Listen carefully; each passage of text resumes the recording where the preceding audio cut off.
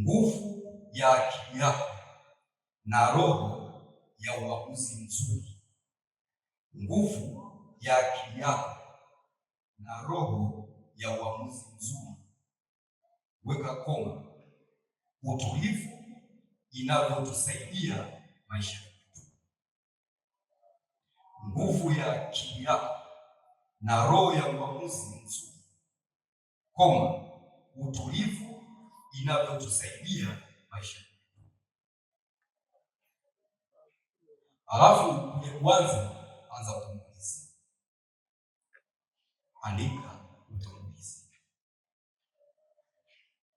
Kwenye utangulizi hapo mbele tutaendelea vizuri. Kwenye utangulizi, nguvu ya akili yako na roho ya uamuzi, utulivu ni muhimu sana. Vitu hivi vikikaa pamoja ndani ya mtu humsaidia kuishi kwa hekima, uthabiti na amani hata katika changamoto. Nguvu ya akili yako na roho ya uamuzi, utulivu ni muhimu sana. Vitu hivi vikikaa pamoja ndani ya mtu humsaidia kuishi kwa hekima, uthabiti na amani hata katika changamoto.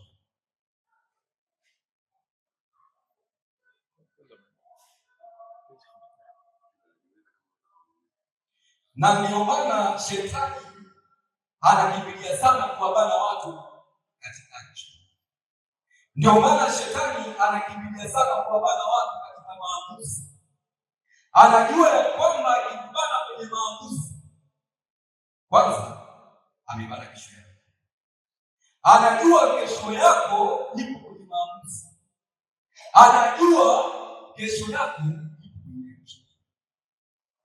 Anajua huyu kesho ya kwake ili iwe mbali, lazima nibane maamuzi yake.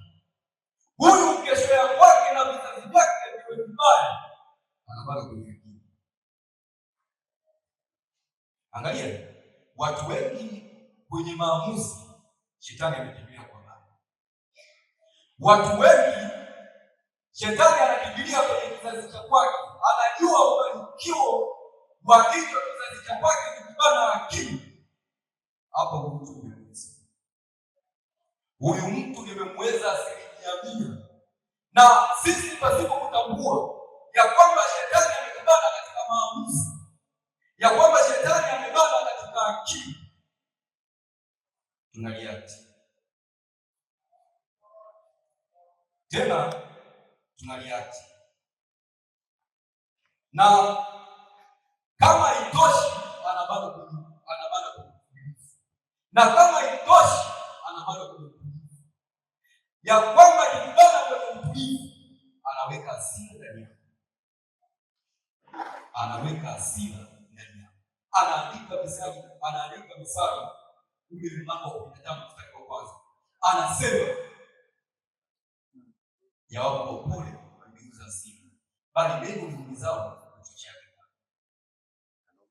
Kwa sababu gani? Anajua ya kwamba huyu mtu nikijaza hasira kwanza atakuzuia. Anajua huyu mtu nikimpa hasira moyoni mwake kwa vitu vingi atakosa maamuzi ya kufanya. Na maamuzi ya mwanadamu sikiliza. Yaani wewe maamuzi yako yana nguvu. Maamuzi ya kwako yana nguvu kweli. Na shetani anapoogopa maamuzi ya kwako kwa sababu anajua kesho la kutupa nje. Kwa sababu alishaangalia hatua 5 mbele. Alishaangalia miaka 5 mbele.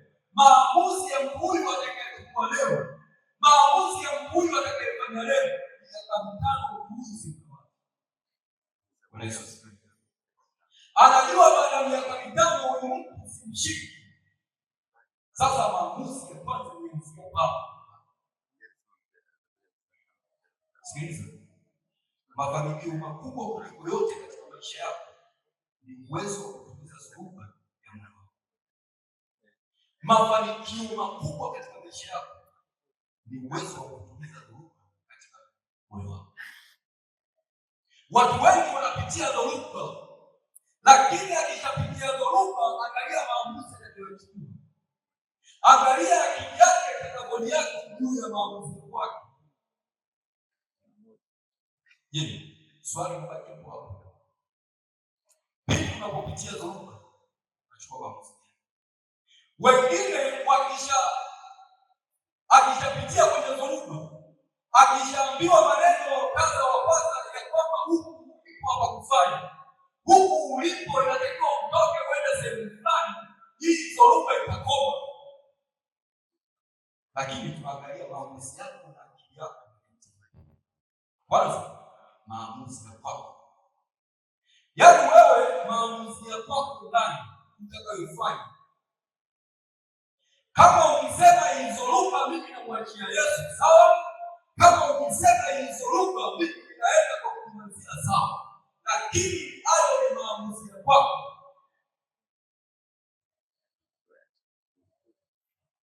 Watu wakishapitia kwenye dhoruba na maneno yanaibuka.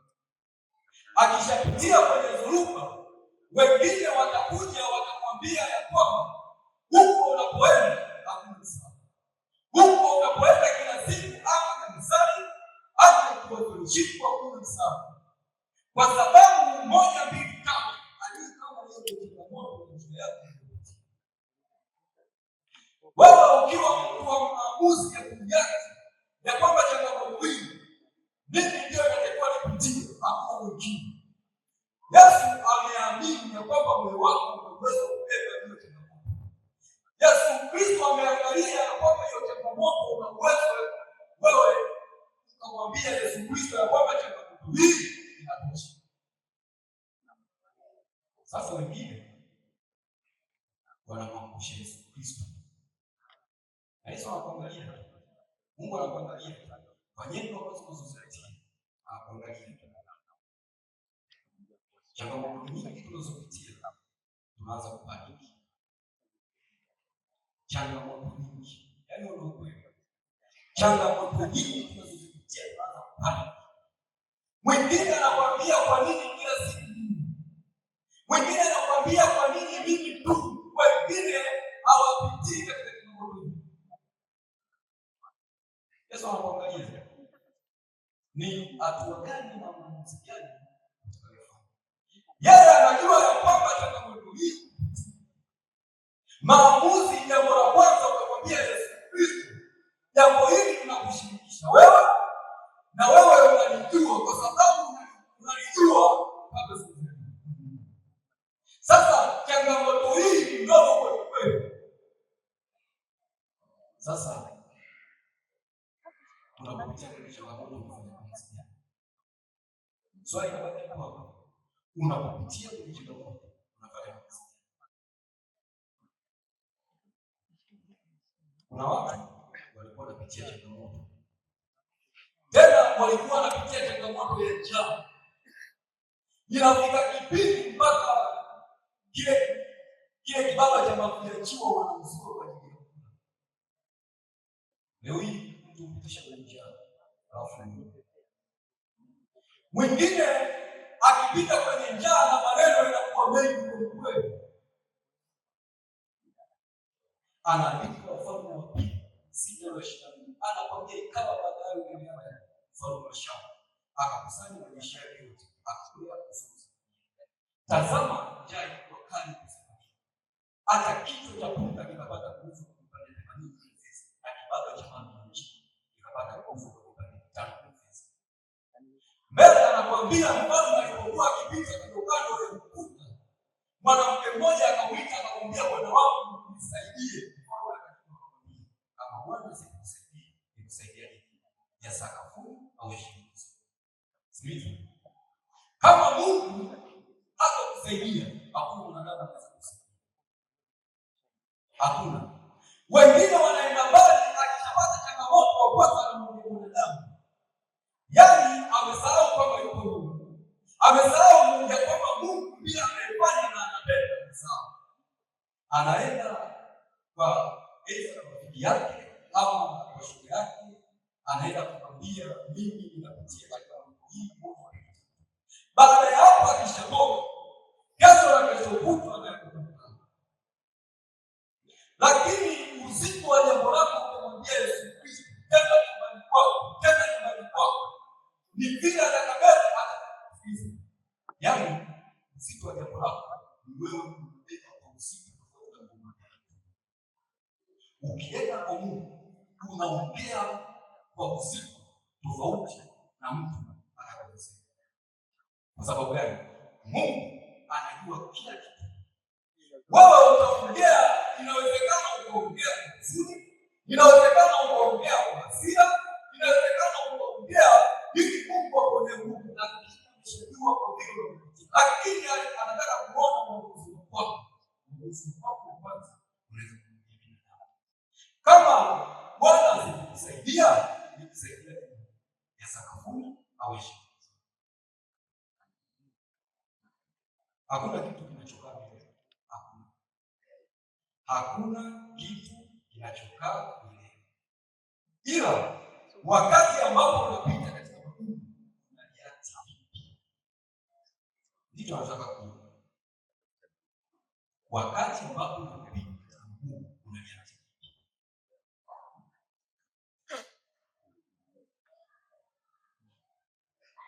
Sikiliza. Maamuzi yetu sisi watu wengi tunapoyachukua tunafanya kwa ajili ya kuongeza yake. Sawa? Usichukue maamuzi kama mtu amepita katika magumu tena ukachukua nafasi ya kumnyanyasa, kwa sababu anapita katika magumu, anapita katika kipindi ambacho unajua wewe ukiwa kama Mkristo unaja kumuombea, unachukua uamuzi tena unachukua uamuzi wa kumnyanyasa kweli kweli kwa sababu ya kipindi kilichokuwa nacho. Hiyo sisi kila mwanadamu lazima apite katika kipindi. Kila mwanadamu lazima apite katika hiyo season. Kwa sababu gani? Kwa sababu yuko Mungu ambaye anajibu katika wakati. Kila mtu anajibiwa kwa wakati wake. Mungu anajibu kwa wakati. Mungu anajua ya kwamba wewe unapita katika magumu, anajibu. Lakini kuna wakati wa kwako. Wakati wa kwako ukifika, kila mtu atasema na atakugusa ya kwamba Mungu. Bwana Yesu asifiwe. Mimi kuna jamaa mmoja alimaliza pale Mlimani City, lakini mtu huyu akapata kazi. Baada ya hapo na tabia zake zikabadilika kweli. Lakini mtu huyu watu walikuwa wanakaa nao tena anawanyanyasa kweli kwa sababu hilo, kwa sababu tunaweza kusema anaongea Kiingereza kingi. Inafika kipindi mpaka wakimuona wanamuogopa kweli. Na siku moja nikawa naongea naye. Kwa vile alipokuwa ananiongelesha na mimi ndiko nilimwambia hivi. Nikamwambia sikiliza, if I were you, I should ever try to pretend to know someone like you. Kwa jinsi mimi ningekuwa wewe, singekuwa na tomo kama wewe. Mimi kwa sababu ni Mkristo, ninajua mtu huyu anapita katika kigumu, ninajua mtu huyu anapita katika changamoto, mimi nitakuombea. Wapendwa, sisi tuko duniani kwa ajili ya kujana. Safari yetu ni kubwa kweli. Safari yetu ni ndefu. Na yupo ambaye anatutia moyo, Yesu Kristo na Roho Mtakatifu. Roho Mtakatifu anatutia moyo katika njia zetu. Roho Mtakatifu anatutia moyo hata katika mambo ambayo mengine tunataka. Shetani anatumia watu kwa ajili ya kuangamiza. Akishaona huyu mtu jambo hili akifanikiwa, hii itakuwa tatizo. Anatumia watu. Je, ni mara ngapi katika maisha yako ni mara ngapi? Kuna sehemu moja nishakwambia kitu kimoja. Kila mtu akikuletea changamoto akakwambia mimi ninapita katika hiki, mimi ninapita katika njia hii, Sikiliza, kuna mambo mengine ya kufundisha, sio kuongea. Kwanza umfundishe, inatakiwa upite katika changamoto, inatakiwa upite katika njia hii. Yesu Kristo alipita katika njia hii. Wewe ni nani hata usipite katika njia hii? Hivi kesho na kesho kutwa ajue ya kwamba ninaombewa, ajue ya kwamba maamuzi unayochukua kwa sababu ulifundishwa kupita katika njia hii. Bwana Yesu asifiwe. Sasa andika namba moja baada ya utangulizi. Kwenye namba moja andika nguvu ya akili yako. Nguvu ya akili yako. Akili ni zawadi kutoka kwa Mungu. Mwenye akili nzuri ufikiri jambo kwa kina kabla ya kutenda ama kabla ya kusema. Akili ni zawadi kutoka kwa Mungu. Mwenye akili nzuri ufikiri jambo kwa kina kabla ya kutenda ama kusema.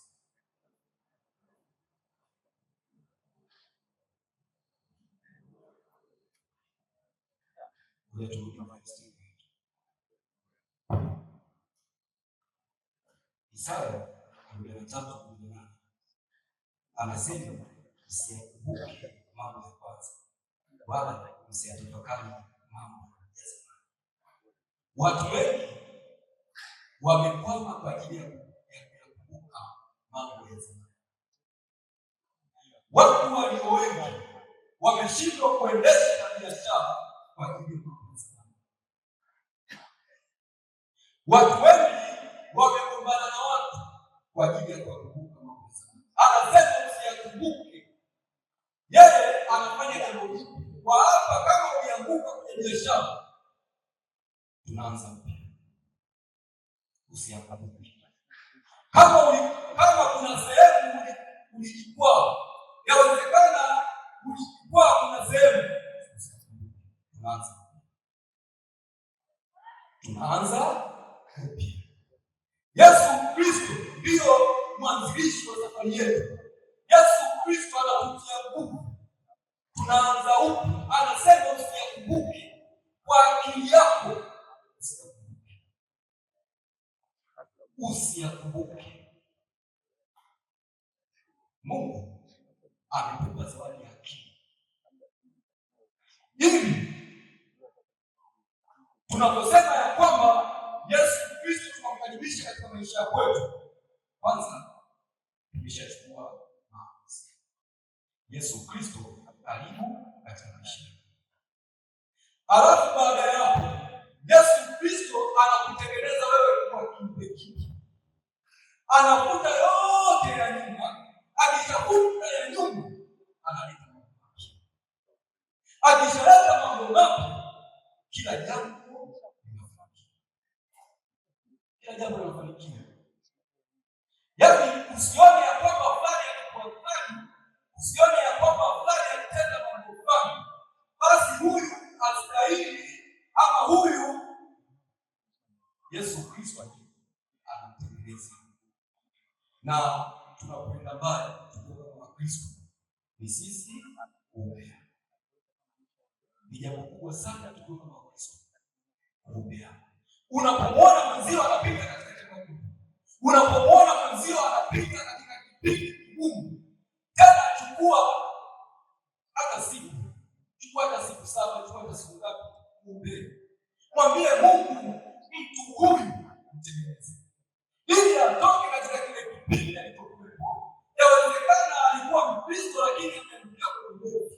Yawezekana alikuwa Mkristo lakini amekuja kwenye dhambi. Yawezekana huyo alikuwa Mkristo, leo hii tunamuona sehemu tofauti. Chukua hatua ya kumwombea. Yupo Yesu Kristo anabadilisha maisha. Yupo Yesu Kristo anabadilisha akili zetu. Yupo Yesu Kristo anabadilisha. Yupo. Hakuna mwingine zaidi ya Yesu Kristo. Mimi nina imani kwamba tukimwambia Kristo ya kwamba Mungu ndiye mtatu.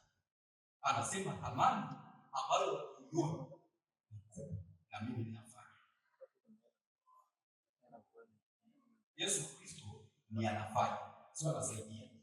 Yaani wewe leo hii ukikwama na gari hapa, hizo kuna matope, wakitokea watu utawaambia wakusaidie kuvusha matope. Lakini ukimwambia Yesu Kristo akusikizia gari hapa na kufikisha tunapotaka kwenda, watu watakutoa tu kwenye matope wanakupeleka hapo, lakini Yesu Kristo na safari yako utafanya sana. Bwana Yesu asifiwe. Ndio maana nasema usiyakumbuke yaliyopita, yakumbuke, usiyakumbuke yaliyopita. Tunaanza upya. Akili yako ni muhimu sana, na impact ya akili yako, faida ya akili yako, anajua kwamba kuna ubarikiwa kizazi cha kwako. Yaani akishakupa watoto wanagapi kutoka kwa baba na mama. Kama wewe ulikuwa mlevi, usitegemee watoto basi na wao wakaenda tofauti na wewe. Mimi ndio maana nasema siku zote, kama unapopata mtoto hakikisha sana wewe Mungu. Hakikisha sana. Maana wazazi wengi hawajui tabia za watoto wao, wengi sana. Hakikisha unakaa na mtoto wako tena kwa kumwombea. Yawezekana kuna muda unampata mstari. Mimi ninaenda kazini sawa, wewe unaenda shule sawa, lakini mstari huu naomba mshike. Nikirudi mstari huu ninamtaka. Cha kwanza pitia masomo yake. Cha pili mwambie ninaomba mstari huu niliokupa.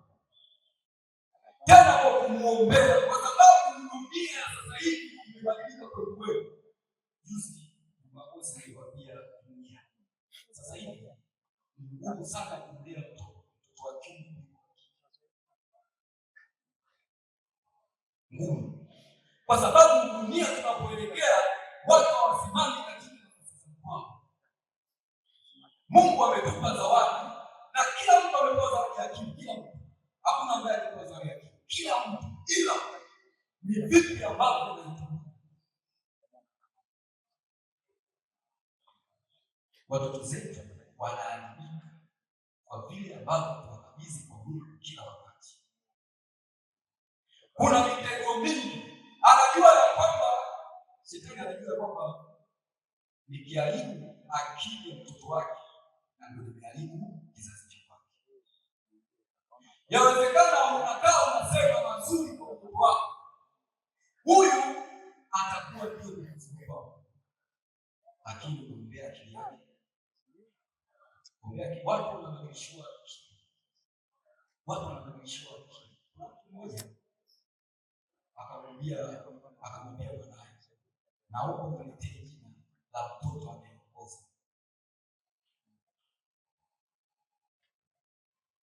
Sasa kwa mtoto wako unamwambia akili yake. Kuna mama mmoja nilishakuona akitoka asubuhi, kabla ya kufanya mambo yake yote, anamuita mwanae, anamwekea mkono, anamwombea akili yake, anamwambia kesho. Hizo ni baraka kutoka kwa wazazi. Hizo ni baraka kwa uzao wako. Akili. Watu sasa hivi wanafungua akili. Kuna mmoja alifaulu kabisa chuo na akapita kwa ajili watu wa kumsaidia. Lakini baada ya mwezi mmoja nikakuta barabarani nakuta mkopo. Shida ipo wapi? Shida ipo wapi? Kwa sababu anajua huyu ni kwanza ni shida yake. Hivi kesho yake usiwe na mafanikio. Usiwe na mafanikio kwa sababu alishajua huyu kesho inawezekana akawa wazi. Mtoto huyu kesho inawezekana akawa wazi. Leo anaongoza, kesho anakuwa. Shida iko wapi? Hatusimami katika nafasi zetu. Tumesema akili kwa watoto ombea. Hakikisha kama unaombea mwanao. Hakikisha. Hata wewe kama hujapata mtoto miaka 5 hii mwaka huu anza kuombea katika kwako. Ili atakapotoka unaenda madhabahuni unasema ya kwamba Mungu najua ni kuomba na mwanangu ya kwamba awe na akili sasa mtoto huyu akiharibika kwa sababu nimeshauri. Yaani mtoto baadaye akiharibika pata shida. Unaenda mbele za Mungu unamwambia Mungu ni huyu mtoto ili kukabidhi mkononi mwako. Kama kuharibika ameharibika kwako. Mungu anafanya na anatenda. Mungu anafanya na imani ya kwetu sisi.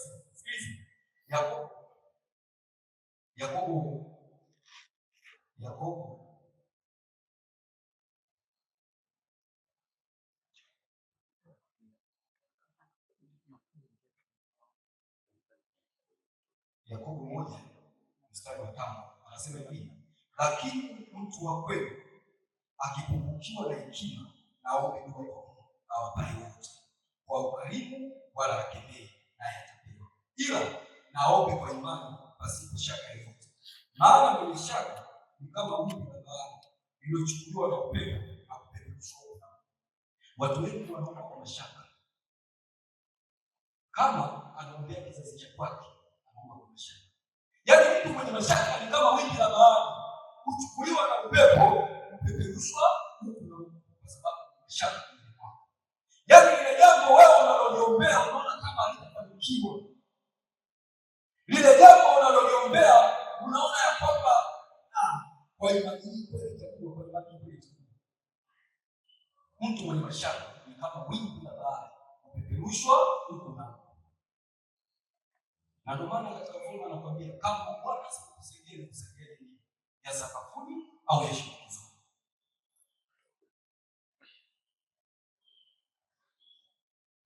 Sikiliza. Leo kama tulikuwa kwenye biashara. Mungu arejeshe. Kama tulikuwa vitu ambavyo tulianzisha, Mungu arejeshe. Na kama tulisema ya kwamba kwa laana za watoto wetu tukawanenea laana, anaandika Isaya 7:7 anasema mimi nitasimama wala tunafuta laana. Na yawezekana tukuombea watoto zetu akili. Yawezekana sisi wenyewe hatukujiombea akili ya kwamba Mungu ninaomba hii akili ya biashara na kwa maamuzi ya kwangu. Mungu anategemea sana maamuzi yako. Yaani wewe ukichagua ya kwamba mimi leo ninamtumikia Mungu katika roho kweli au maamuzi yako. Ukisema ya kwamba mimi nitajiponya au maamuzi yako. Ukisema ya kwamba mimi sitasali kuanzia leo, mimi nitakuwa mtu wa mataifa au maamuzi yako. Lakini Mungu anataka maamuzi yako. Namba 2. Andika maamuzi yako. Maamuzi yako.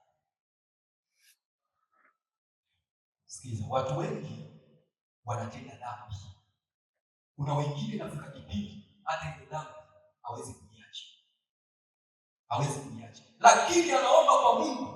Mungu, ninaomba unisaidie dhambi hii niache. Mungu, ninaomba hii dhambi kwa leo niache. Hivi nini ambacho kinatokea? Yaani wewe kwa maamuzi yako useme dhambi ninaiacha. Baada ya hapo ingia kwa Mungu. Mwambie Roho Mtakatifu ninakukaribisha ndani. Unisaidie na uniongoze. Watu wengi hawachukui maamuzi kuacha dhambi. Na yawezekana kuna sauti inakwambia fanya leo. Kesho unaacha. Ikifika kesho kuna sauti tena inamwambia fanya leo tu. Kesho unaacha. Yawezekana kesho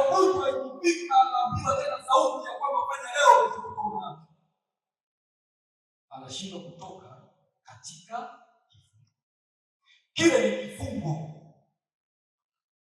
Maamuzi gani utakayochukua? Maamuzi hakuna mengine zaidi ya kuacha dhambi. Kama wewe ulikuwa na maneno yaseme, mimi kuanzia leo kwa maamuzi yangu nitakuwa bizi tu. Kama mimi nilikuwa ninawakatisha wengine tamaa, kuanzia leo nitawapa moyo. Au ni maamuzi makubwa katika maisha yako, ni maamuzi makubwa katika maisha yako. Mungu anategemea sana maamuzi yako. Wewe hata kama hiyo dhambi ambayo ulikuwa nayo unaiendeleza, hata ukiomba, Mungu anaangalia na atakuuliza, hiyo dhambi umeiacha? Tukiwa kama Wakristo tujieni Mungu. Tukiwa kama Wakristo tuchukue maamuzi ya kwamba Yesu Kristo, kwa nini alikufa msalabani kwa ajili yako?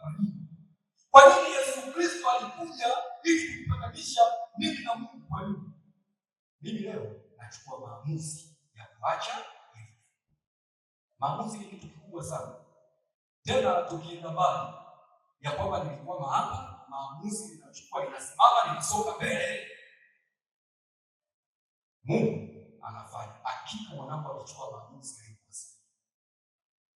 Hakuna maamuzi mengine zaidi ya kusimama. Hakuna maamuzi mengine zaidi ya kumtegemea Yesu Kristo katika maisha. Wengine wanakata tamaa kwa sababu alishafeli mara ya kwanza kwenye biashara, kwa sababu inawezekana kazi ya kwanza ilishafeli, basi anakata tamaa. Unasimama, unasonga mbele. Aliambiwa Yesu, simama, kukuta mavumbi. Kwa nini unalia? Kwa nini unalia? Bwana Yesu asifiwe. Basi hili ni somo ambalo lilikuwa refu na Roho Mtakatifu alinipa somo hili miezi mitatu na nikasema hili somo ninampenda, ama Roho Mtakatifu atakaponiongoza nitoe wapi? Roho Mtakatifu ni mwaminifu. Roho Mtakatifu ni mwaminifu. Tusimame.